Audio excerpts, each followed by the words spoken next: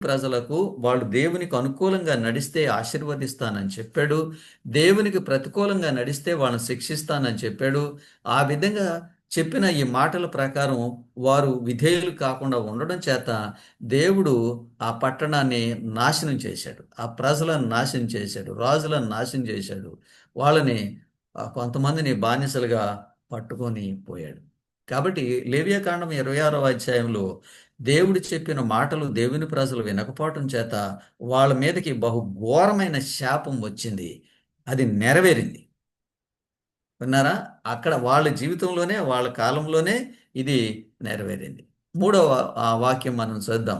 లేవియాకాండం 26వ అధ్యాయము 33వ వాక్యం. లేవియాకాండం జనములోనికి మిమ్మును బబులోనుకు వీళ్ళను జనములోనికి మిమ్మును జనములోనికి మిమ్మలను చెదరగొట్టి చెదరగొట్టి చాలు చెదరగొడతాను మిమ్మల్ని అందరిని వేరే వేరే దేశాలకి చెదరగొడతాననే మాట చెప్పాడు. ఇక్కడ ఈ జరిగిన సంభవాన్ని నేను మీకు ఎక్స్ప్లెయిన్ చేస్తాను. హోషే అనేటువంటి ఇస్రాయేలు రాజు పరిపాలన చేస్తున్న రోజుల్లో ఈ ఇస్రాయేలీల రాజులు, యూదా రాజులు వీళ్ళందరూ ఒకే విధంగా ప్రవర్తించారు. దేవునికి విరుద్ధంగా ప్రవర్తించారు. ఆ విరుద్ధంగా వీళ్ళు ప్రవర్తించడం చేత దేవుడు వీళ్ళ మీద వీళ్ళ మీదకి రప్పిస్తానని చెప్పిన ఆ పనులన్నింటినీ దేవుడు చేశాడు. హోషే అనేటువంటి ఇశ్రాయేలు రాజు పరిపాలన చేస్తున్నప్పుడు జరిగిన సంభవాలు 2వ రాజులు 17వ అధ్యాయము 1 నుండి 4 వాక్యాల్లో రాయబడింది. చదవండి. 2వ రాజులు 17వ అధ్యాయము 1 నుంచి 4 వరకు. యూదారాజైన యూదారాజైన ఆహాబు ఏలుబడిలో ఆహాబు ఏలుబడిలో 12వ సంవత్సరమందు 12వ సంవత్సరమందు ఏలా కుమారుడైన హోషేయ హోషేయ షోమ్రోనులో షోమ్రోనులో ఇశ్రాయేలును ఇస్రా- ఏలనారంభించి ఏలన ఆరంభించాను. 2వ వాక్యం. అతడు తన పూర్వీకులైన అతడు తన పూర్వీకులైన ఇశ్రాయేలు రాజుల ఇశ్రాయేలు రాజులు చెడుతనము చేసిన అంత మట్టుకు చెడుతనం చేసినంత మట్టుకు చేయకపోయినను చేయకపోయినను యెహోవా దృష్టికి యెహోవా దృష్టికి చెడుతనమే జరిగించెను. చెడుతనమే జరిగించాను. ఇప్పుడు 4వ అధ్యాయం 4వ వాక్యము 3వ లైన్ చదవండి. వచనం ఇదే అధ్యాయం. హోషేయ చేసిన కుట్ర ఉమ్, అష్షూరు రాజు తెలుసుకొని ఉమ్, అతడికి సంకెళ్ళు వేయించి ఆ, బందీగృహంలో ఉంచెను. ఉమ్, ఉమ్, అష్షూరు రాజు దేశమంతటి మీదికి ఆ, షోమ్రోను దేశము మీదికి నీ వచ్చి ఉమ్, 3 సంవత్సరములు ఉమ్. షోమ్రోనును ముట్టడించెను. ఓకే, చూడండి. ఇలాగూ వీళ్ళ మీదకి ఈ ఇశ్రాయేలీల మీదకి వచ్చిన ఈ శాపం ఎక్కడ చెప్పబడింది? లేవియాకాండం 26వ అధ్యాయంలో చెప్పబడింది. ఇప్పుడు 18వ వాక్యం చదవండి అదే అధ్యాయంలో.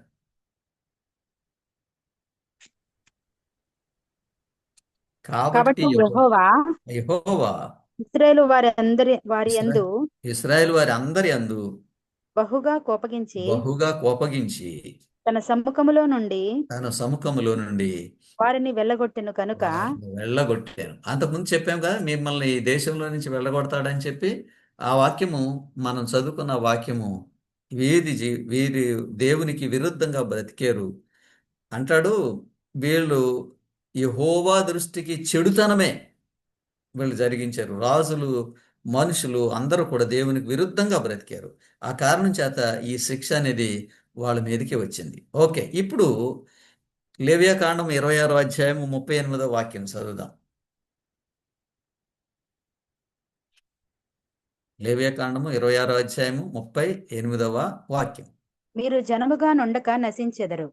అది మీరు నా ప్రజలుగా ఉండకుండా మీరు నశించిపోతారు అని చెప్పాడు. అక్కడతోటి వాళ్ళకి చెప్పిన శిక్ష 4 వాక్యాల్లో మనం నేర్చుకున్నాం. ఈ 4 వాక్యాల్లో 29వ వాక్యము, 31వ వాక్యము, ఆ తర్వాత ఇప్పుడు 38వ వాక్యము, దానికి పూర్వము ఇంకొక వేరే వాక్యంలో ఈ 4 వాక్యాల్లో శిక్ష మీకు వస్తుంది అని చెప్పాడు. అయితే ఈ శిక్ష మీ మీదకి వచ్చినప్పుడు మీరు మారు మనసు పొంది నా తట్టు తిరిగితే ఏం చేస్తాను అనే విషయాన్ని కూడా దేవుడు చెప్పాడు. ద్వితీయోపదేశకాండము 7వ అధ్యాయము 6వ వాక్యం. ద్వితీయోపదేశకాండము 7వ అధ్యాయము 6వ వాక్యం. నీవు నీ దేవుడైన యెహోవాకు మీరు మీ దేవుడైన యెహోవాకు ప్రతిష్ఠిత జనము. ప్రతిష్ఠ జనము. నీ దేవుడైన యెహోవా నీ దేవుడైన యెహోవా భూమి మీద ఉన్న సమస్త భూమి జనముల మీద ఉన్న కంటే సమస్త జనుల కంటే నిన్ను ఎక్కువగా ఎంచి నిన్ను ఎక్కువగా ఎంచి నిన్ను తనకు స్వకీయ జనముగా స్వకీయ జనముగా ఏర్పరచుకొనెను. ఏర్పరచుకొనెను. మీరు సర్వ జనముల కంటే మీరు సర్వజనముల కంటే విస్తార జనమని ఉమ్, యెహోవా మిమ్మును ప్రేమించి ఆ, మిమ్మును ఏర్పరచుకొనలేదు. ఓకే. సమస్త ఇప్పుడు దీనిలో ఈ వాక్యంలో మనం ఏం చూస్తామంటే ఇశ్రాయేలీయులను దేవుడు ప్రతిష్ఠిత జనముగా ఎన్నుకుంటానని చెప్పాడు, ఎన్నుకున్నాడు. అయితే వీళ్ళు చేసిన ఈ తిరుగుబాటుని బట్టి, వీళ్ళు జీవించిన జీవిత విధానాన్ని బట్టి, మీరు నా జనులుగా ఉండకుండా నేను మిమ్మల్ని తీసివేస్తాను అని చెప్పాడు. దీనిలో ఈ 4 వాక్యాల్లో, లేవియాకాండం 26వ అధ్యాయంలో ఆఖరిలో ఉన్న ఈ 4 వాక్యాల్లో దేవుడు వాళ్ళ మీదకి శిక్ష రప్పించిన తర్వాత, ఈ శిక్ష అంతటిని వాళ్ళు అనుభవించిన తర్వాత, రాజులు హింసించబడ్డారు, ప్రజలు హింసించబడ్డారు, ఆహారం లేక మనుషులు వాళ్ళ పిల్లల్నే శరీరాలనే తిన్నారు. అటువంటి పరిస్థితుల్లో నేను మిమ్మల్ని శిక్షించినప్పుడు మీరు తిరిగి రావటానికి దేవుడు అవకాశం ఉంది అని చెప్పాడు. అది ద్వితీయోపదేశకాండం 4:30-31లో ఉంది దేవుడు చెప్పిన మాట. చదవండి. ద్వితీయోపదేశకాండం 4వ అధ్యాయము 30-31. ఈ సంగతులను ఈ సంగతులు అన్ని నీకు సంభవించిన తరువాత నీకు సంభవించిన తరువాత నీకు బాధ కలిగినప్పుడు నీకు బాధ కలిగినప్పుడు అంత్య దినములలో అంచె దినములలో నీవు నీ దేవుడైన యెహోవా నీ వైపు దేవుడైన యెహోవా వైపు తిరిగి తిరిగి ఆయన మాట వినిన ఎడల ఆయన మాట వినిన ఎడల నీ 31 దేవుడైన యెహోవా నీ దేవుడైన యెహోవా కనికరము గల దేవుడు కనికరం గలవాడు గనుక నిన్ను చెయ్యి విడువడు, నిన్ను చేయి విడువడు, నిన్ను నాశనము చేయడు. నాశనము చేయడు. తాను నీ పితరులతో ప్రమాణం తాను నీ చేసిన పితరులతో చేసిన నిబంధన మరచిపోడు. మరిచిపోడు. వండర్ఫుల్ అండి. అంటే ఈ అధ్యాయంలో, లేవియాకాండము 26వ అధ్యాయంలో వచ్చిన శిక్ష దేని కొరకంటే, ఈ శిక్ష వాళ్ళ మీదకి వచ్చినప్పుడు వాళ్ళు మరలా దేవునితోటి తిరిగితే నేను మిమ్మల్ని విడిచిపెట్టనని చెప్పాడండి. ఎంత అద్భుతం అంటే ఈ అధ్యాయం. ఇప్పుడు ఈ అధ్యాయంలో కొంత భాగమే చదివి వాక్యం బోధిస్తున్నారు కొంతమంది సహోదరులు. వాస్తవంగా ఈ అధ్యాయం ఆఖరి వరకు చదవాలి. సో దానిలో ఇప్పుడు అన్నాడు, మీరు అలా చేస్తే నేను ఆయన ఆయన ఏం చేస్తాడో మనకి చెప్పాడు. లేవియాకాండం 26:40 చదవండి ఇప్పుడు. లేవియాకాండం 26:40.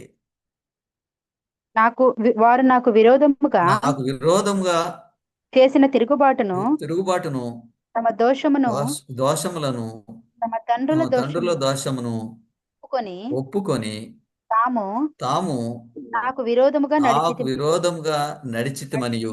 41. నేను తమకు విరోధముగా తమకు విరోధముగా నడిచితిమనియు తమ శత్రువుల శత్రు దేశములోనికి తమను రప్పించితిననియు రప్పించితిననియు ఒప్పుకొనిన ఎడల ఒప్పుకొని ఎడల. 42. అనగా నేను యాకోబుతో చేసిన నా యాకోబుతో నిబంధనను చేసిన నిబంధనను జ్ఞాపకము చేసుకుందును.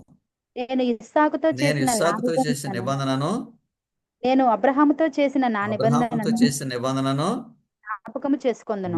జ్ఞాపకం చేసుకుందును. ఆ దేశమును కూడా జ్ఞాపకము చేసుకొందును. ఆ దేశమును కూడా జ్ఞాపకం చేసుకుందును. అంటే దాని అర్థం ఏంటి? వాళ్ళను మరలా నేను క్షమిస్తాను. వాళ్ళు ఈ తిరుగుబాటు చేసేమని వాళ్ళు ఒప్పుకొని దేవుని తట్టు తిరిగితే వాళ్ళని క్షమిస్తాను. నిబంధన జ్ఞాపకం చేసుకుంటాను అనే మాటకి అర్థం ఏంటంటే వాళ్ళ పాపములు క్షమిస్తానని అర్థం. దేవుడు ఎంత కరుణగలవాడో చూడండి. మనము వాక్యంలో సగం భాగమే చదివి దేవుడు మనుషులను శిక్షిస్తాడని ఆ మాటలు మనం అనుకుని దానినే మనుషులకు ప్రకటన చేయడం బుద్ధిహీనత. వాక్యం చదివినప్పుడు ఎప్పుడూ దాన్ని మొత్తం చదవాలి. మొత్తం అంత సారాంశాన్ని అంతటిని చదివి దేవుడు దీనిలో ఏం బోధిస్తాడో నేర్చుకోవాలి. కొంత భాగం దేవుడు శిక్షిస్తాడు అని చెప్పిన మాటను ఉపయోగించి ప్రజల్ని తెగ భయపెడుతున్నారు. అది పూర్తి సమాచారం కాదు. పూర్తి సమాచారం దీనిలో ఉంది.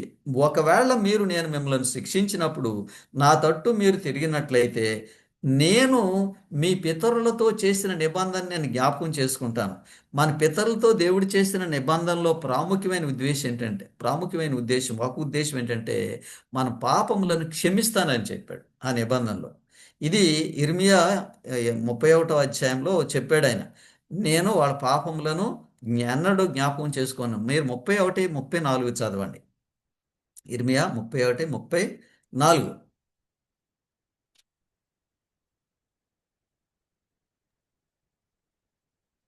34 సార్. 34 చదవండి. నేను వారికి దేవుడనై ఇందును, నేను వారికి దేవుడినైందును, వారు నాకు జనులు అగుదురు. వారు నాకు జనులగుదురు. వారు మరి ఎన్నడూను వారు ఎన్నడూను యెహోవాను గూర్చి బోధ నొందదమని ఆ తమ పొరుగు వారికి పూర్వానికి తమ పొరుగు వారికి గాని ఆ, తమ సహోదరులకు గాని ఉమ్, ఉపదేశము చేయరు. ఉమ్. నేను వారి దోషములను క్షమించి ఇది వారి ప్రాముఖ్యమైన పాప విషయం. నేను వారి దోషములను క్షమించి, నిబంధన జ్ఞాపకం చేసుకుంటే దోషాలు క్షమించటం. కాబట్టి మీరు వెనక్కి తిరిగి వచ్చి మారు మనసు పొందితే మిమ్మల్ని క్షమిస్తానని చెప్పాడండి. అందుకని ఇస్రాయేలీలు వేరే దేశాలకి వాళ్ళు పంపింపబడ్డా, వాళ్ళు ఎంత శిక్ష అనుభవించినా మరలా తిరిగి వచ్చి వాళ్ళ దేశంలో వాళ్ళు నివసిస్తున్నారు కదా, ఇస్రాయేల్ రాజ్యంగా ఉన్నారు. ఇందులో మనం నేర్చుకోవాల్సిన పాఠం ఏంటంటే ఈ శిక్ష అనేది మనుషులు వాళ్ళ తప్పిదాలు తెలుసుకొని దేవుని తట్టు తిరగటానికి, అంతే తప్ప వాళ్ళని పూర్తిగా దేవుడు తుడిచిపెట్టడానికి కాదు. కాబట్టి లేవ్యకాండం 26వ అధ్యాయము నా అవగాహనలో దేవుని కరుణ, దేవుని కటాక్షం గురించి మాట్లాడుతుంది. ఆ శిక్ష అనేది తాత్కాలికం మాత్రమే. మీరు తిరిగి వస్తే మరలా నేను మిమ్మలను నా బిడ్డలుగా చేర్చుకుంటాను.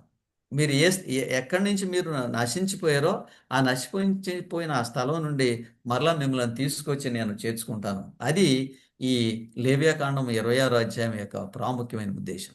వాళ్ళు కొంత భాగం చదివి అదే సమాచారం అనుకుని దానినే వాళ్ళు బోధిస్తున్నారు తప్ప వాస్తవంగా ఈ అధ్యాయం అంతా చివరి వరకు వాళ్ళు చదవలేదు. మీరు తిరిగి వస్తే మీకు ఇక్కడ ఆ, అవకాశం ఉంది, మిమ్మల్ని మరలా నేను అంగీకరించేటువంటి అవకాశం ఉందని చెప్పాడు ఈ అధ్యాయంలో. అమూల్యమైన వాక్యం అండి. ఒక విషయంలో చెప్పాలనంటే ఇది దేవుని కరుణ గుచ్చి, కృప గుచ్చి మాట్లాడుతుంది లేవియాకాండం 26వ అధ్యాయం. దేవుని కరుణ, దేవుని కృప గుచ్చి ఈ అధ్యాయము మాట్లాడుతుంది. శిక్ష అనేది తాత్కాలికం, క్షమించడం అనేది శాశ్వతం. మరలా జ్ఞాపకం పెట్టుకోండి, ఈ శిక్ష అనేది తాత్కాలికం. మీరు దేవుని దగ్గరికి తిరిగి రావటానికే శిక్ష తప్ప మీరు పూర్తిగా నాశనం అయిపోవటం కోసం కాదు. అందుకే ఆయన ఉద్దేశం ఏంటంటే మనము ఆయన దగ్గరికి తిరిగి రావాలి. మీరు నా దగ్గరికి తిరిగి వస్తే నేను మిమ్మల్ని క్షమిస్తాను. కాబట్టి దేవుడు మనల్ని శిక్షిస్తాడు, నాశనం చేస్తాడు, అగ్నిగుండంలో వేసేస్తాడు, ఎల్లప్పుడూ కాలుస్తాడు, ఇవన్నీ ఆ మాటలు మనము బోధించి మనుషులను భయపెట్టడానికి ఈ అధ్యాయం కాదు. మీరు దేవుని దగ్గరికి తిరిగి రండి అని చెప్పడానికి ఆ అధ్యాయం. నెహెమియా ఒక ప్రార్థన చేశాడండి, ఈ అమూల్యమైన ప్రార్థన చదువుదాము. నెహెమియా 1వ అధ్యాయము 8వ వాక్యము 9వ వాక్యం.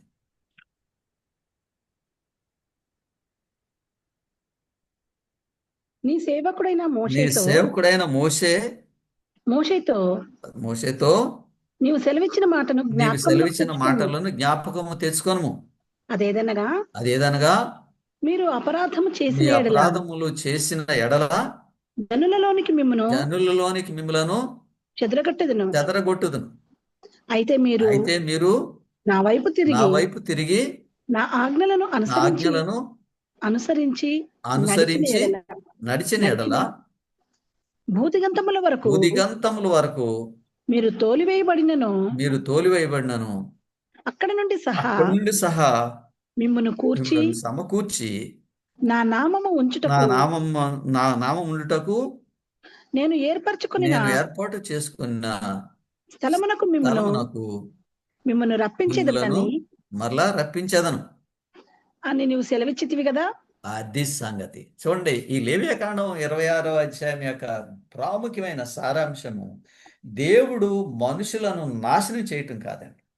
మీరు ఎవరైనా సరే మీ మీదకి శిక్ష వస్తుంది, లేవియాకాండంలో 26వ అధ్యాయంలో రాసిన ఈ మాటల ప్రకారం ఎవరైనా బోధిస్తే మీరు ఒక విషయం తెలుసుకోవాలి. అదేంటంటే అది ఆ శిక్ష తాత్కాలికం మాత్రమే. మనం ఆయన తట్టు తిరిగితే ఆయన మనలను మరలా చేర్చుకుంటాడు. ఇది నెహెమ్యాలో ఈ ప్రార్థన చేశాడు. అది వాస్తవంగా జరిగింది. దేవుని ప్రజలను దేవుడు మరలా చేర్చుకున్నాడు. కాబట్టి అది 26వ అధ్యాయంలో చెప్పబడింది వాళ్ళ జీవితంలోనే నెరవేరిపోయింది. వాళ్ళని చేసిన తప్పిదానికి దేవుడు వేరు వేరు దేశాలకి చెల్లాచెదురుగా చెదరగొట్టాడు. వాళ్ళని శిక్షించాడు, అమితంగా శిక్షించాడు. వాళ్ళ సంతానాన్ని వాళ్ళు తిన్నారు. వాళ్ళ క్షామం చూశారు, శ్రమ అనుభవించారు, శిక్ష అనుభవించారు, రోగాలు అనుభవించారు. అయితే ఒక వాగ్దానం చేశాడు, మీరు నా తట్టు తిరిగి ప్రార్థన చేస్తే మరలా మిమ్మల్ని ఏ దేశాలకు పంపానో ఆ దేశం నుంచి మరలా తిరిగి తీసుకొస్తాను అన్నాడు. ఇది కూడా నెరవేరింది. ఈ లేవ్యాకాండం 26వ అధ్యాయంలో ఏం చెప్పాడో అదంతా నెరవేరింది. ఏడంతులు అనేది శిక్షే తప్ప ఏడంతల్లో కాలం లేదు అని మీకు స్పష్టం చేశాను. అది ప్రవచనం కాదు. ఆ ప్రవచనం దానిలో ఆ దేవుడు చెప్పిన మాటలను బట్టి ఆ ప్రవచనము నెరవేరింది. దీని సారాంశం ఏంటంటే, మనం విధేయులమైతే ఆశీర్వాదం పొందుతాము, మనం అవిధేయులమైతే తాత్కాలికమైన శిక్ష అనుభవిస్తాము. ఎంత గొప్ప వివరణ అండి ఈ వాక్యం. అయితే దేవుని ప్రజలైన వారు మీరు తిరిగి వస్తే మిమ్మలను చేర్చుకుంటానని చెప్పాడు. ఆ 26వ అధ్యాయం యొక్క సారాంశం ఏంటంటే దేవుని కృప, దేవుని శిక్ష కాదు. ఎవరికైనా సరే తిరిగి రాకపోతే మీరే నశించిపోతారు. అందుకే నేను ఓపికతో వాక్యం చెప్తాను. దేవుని యొక్క కృప వలన ఎంతోమంది మనుషులు రక్షింపబడతారు. సో 26వ అధ్యాయము లేవియాకాండములో ప్రవచనం లేదు. అది కేవలము ఇశ్రాయేలీలకు అవిధేయులుగా జీవిస్తే వచ్చేటువంటి శిక్ష, విధేయులుగా జీవిస్తే వాళ్ళకు వచ్చేటువంటి ప్రతిఫలము చూపించాడు. నేను ఒకవేళ మీరు అవిధేయులుగా ఉంటే నేను మిమ్మల్ని ఎక్కడికో దూరదేశాలకి నేను మిమ్మల్ని పంపించేస్తే మీరు నా తట్టు తిరిగితే మరలా నేను మిమ్మల్ని రప్పిస్తానని చెప్పాడు. రప్పించాడు. అది కూడా నెరవేరింది. కాబట్టి దీనిలో ఇంకా ప్రవచనం ఏమీ లేదు. దేవుని ఆశీర్వాదము, దేవుని శిక్ష, మనుషులు మారు మనసు పొంది ఆయన తట్టు తిరిగి ఆయన దగ్గరికి వస్తే వాళ్లకు దేవుడు ఇచ్చేటువంటి మరలా ఆహ్వానము, ఆ నూతనమైన జీవితము లేవియాకాండం 26వ అధ్యాయం యొక్క ప్రాముఖ్యమైన విషయం. దానిలో శిక్ష రాయబడింది కాబట్టి దేవుడు మిమ్మల్ని శిక్షిస్తాడని చెప్తున్నారు, కానీ మీరు తిరిగి వస్తే దేవుడు మిమ్మల్ని రక్షిస్తాడని బోధించేవాళ్ళు బోధించట్లేదు. అది దాని పూర్తి సారాంశం కాదు. శిక్ష అనేది తాత్కాలికము, రక్షణ అనేది శాశ్వతం. కాబట్టి ఈ 26వ అధ్యాయం యొక్క లోతైన భావాలు ఇంతటితోటి ముగిసినవి. దేవుడు కరుణ గలవాడు, మీరు తిరిగి వస్తే నేను చేర్చుకుంటానని చెప్పాడు. ఆ విధంగా అందరూ ప్రభువు దగ్గరికి తిరిగి రండి అని మనం మనుషులను ఆహ్వానించడానికే 26వ అధ్యాయం. కానీ దేవుడు మిమ్మల్ని శాశ్వతంగా శిక్షిస్తాడు, మీరు పూర్తిగా నాశనం అయిపోతారు అని బోధించడానికి కాదు. వాళ్ళు తిరిగి వచ్చారు, మళ్ళా దేవుడు వాళ్ళని అంగీకరించాడు, వాళ్ళ రాజ్యంలో వాళ్ళు ఉన్నారు. కానీ ఇక్కడ ఒక ప్రాముఖ్యమైన విషయం ఏంటంటే, వారు ప్రత్యేకమైన హోదా మాత్రం వాళ్ళకి లేదు. ఆ ప్రత్యేకమైన హోదా వాళ్ళకే లేదు. వాళ్ళు ప్రత్యేకమైన జనాంగం అనేటువంటి హోదా వాళ్ళకి లేదు. వాళ్ళు మరలా తిరిగి వచ్చి వాళ్ళ రాజ్యంలో వాళ్ళు ఉన్నారు. ఇది 26వ లేవియాకాండం 26వ అధ్యాయం యొక్క ప్రాముఖ్యమైన సారాంశం. ఇది ప్రవచనం కాదు. భవిష్యత్తులో జీవింపబోయే వాళ్ళకి ఇది ఒక ఉపమానం మాత్రమే. దీనిని బట్టి వాళ్ళు పాఠం నేర్చుకోవాలి. దాని గురించి నేనేం చెప్తానంటే, తండ్రి, నేను పరలోకమునకు విరోధముగా పాపం చేసి తిని నీ కుమారుని అనిపించుకున్నటకు యోగ్యుడను కాదు, నన్ను నీ కూలివాండ్రలో ఒకనుగా పెట్టుకొనుమని ఆ తప్పిపోయిన కుమారుడు చెప్పినట్టుగా చెప్తే ఆ విధంగా తప్పిదం చేసిన ప్రతి ఒక్కరికి దేవుని కృప చేత విమోచన దొరుకుతుంది. ఇది ఈ 26వ అధ్యాయం యొక్క ప్రాముఖ్యమైన సారాంశం. సగమే చదివి కొన్ని వాక్యాలే చదివి ఇదే వాస్తవం అనుకోవడం కాదు. అధ్యాయాన్ని అంతటిని పూర్తిగా చదవాలి. అప్పుడు మనకు అవగాహన వస్తుంది. ఈ వాటలన్నిటినీ అనుసరించి నడవటానికి దేవుడు మీ అందరికీ ఆయన కృప అనుగ్రహించునుగాక. మన పాపములను క్షమించి మరలా ఆయన ప్రజలుగా అంగీకరించే దేవుణ్ణి హత్తుకొని మనం జీవిద్దాం. భవిష్యత్తులో దీనిని బట్టి ఏదో జరుగుతుంది అని చెప్పేటువంటి ప్రవచనం కరెక్ట్ కాదు. వాళ్ళ జీవితంలో అది నెరవేరింది. ఆయన తోటి తిరిగిన వారిని దేవుడు ఆశీర్వదించాడు. దేవుడి మాటలు ఆయన కృప చేత దీవించి ఆశీర్వదించునుగాక. ప్రార్థన చేస్తాను. తర్వాత మనకేమైనా వాక్యాలు ప్రశ్నలు ఉంటే చర్చిద్దాం. అత్యున్నతమైన సింహాసనమందు ఆసీనుడైన ప్రభువా, లేవియాకాండం 26వ అధ్యాయము కృప గురించి మాట్లాడుతుంది, క్షమాపణ గురించి మాట్లాడుతుంది, నూతన నిబంధనను గురించి మాట్లాడుతుంది. కృప కలిగిన తండ్రి యేసుక్రీస్తు మా కొరకు శిలువ మీద మరణించిన దానిని బట్టి మా అందరికీ మా పాపములకు క్షమాపణ కలుగుతుందని బోధిస్తుంది. ఈ వాక్యం విన్న ప్రతి ఒక్కరికి ప్రభువా మీరు ఆదరణ దయచేయండి. ఈ అధ్యాయము శిక్ష గురించి మాట్లాడట్లేదు, రక్షణ గురించి మాట్లాడుతుంది. ఆ రక్షణ మేము అందరం పొందినట్లు మాకందరికీ సహాయం చేయండి. భవిష్యత్తులో రాబోయే తరాల వారికి ఈ అధ్యాయంలో రాయబడిన ఈ మాటలు ఒక మాదిరి అయి ఉండి దానిని బట్టి వారు ఆధ్యాత్మిక జీవితంలో బలంగా బ్రతుకుటకు సహాయం చేయగలరని, జూమ్లో మీ వాక్యం విన్న ప్రతి ఒక్క బిడ్డను ఆశీర్వదించండి. వారందరూ మీకు సాక్షులుగా ఉన్నట్టు నడిపించగలరని మీ కుమారుడైన యేసుక్రీస్తు నామమునందు ప్రార్థన చేస్తున్నాం తండ్రి, ఆమేన్. మన తండ్రి అయిన దేవుని ప్రేమయు, ప్రభు అయిన యేసుక్రీస్తు కృపయు, పరిశుద్ధాత్మని అన్యోన్య సహవాసము మనందరికీ సదాకాలం తోడైండునుగాక. ఆమేన్. మీకు ఎవరికైనా ఏదైనా ఆలోచన ఉంటే తెలుసుకోవాలని కోరుకుంటున్నట్లయితే మీకు ఇప్పుడు సమయం, కొన్ని నిమిషాలు టైం తీసుకుందాం.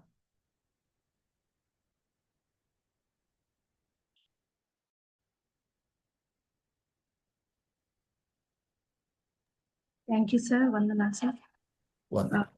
రికార్డింగ్ అయితే లాస్ట్ కి దేవుడు రికార్డ్ చేయడానికి అవకాశం ఇచ్చారు కరెంట్ సకాలంలో. Thank you sir. వందనాలు మీకు.